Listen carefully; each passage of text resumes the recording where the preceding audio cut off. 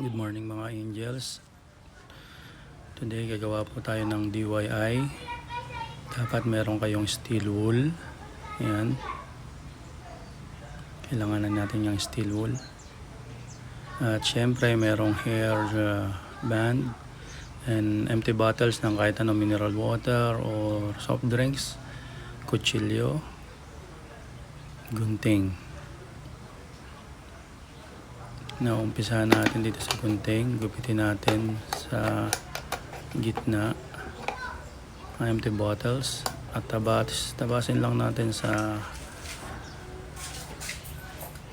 may bandang itaas o luhan. Tansyahin mo lang kung gaano ka liit yung magiging holder ng ating steel wool. Yan, sukat mo muna. And then meron kang takip at kutsilyo, gamitin mo para butasin yung takip ng empty bottle natin. Yan. Para ito ay magsisilbing hawakan ng ating steel wool holder. Yan.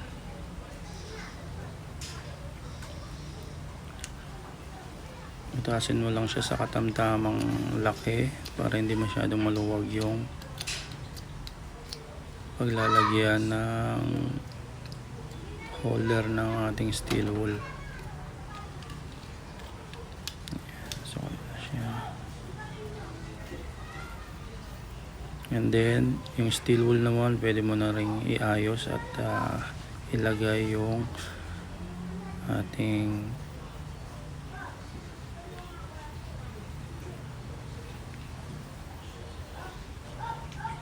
rubber head band. Then pwede mo siyang pasok sa loob, ganyan. Yan. Yan na siya. Lagay mo lang uli yung rubber headband sa butas. And then sara mo.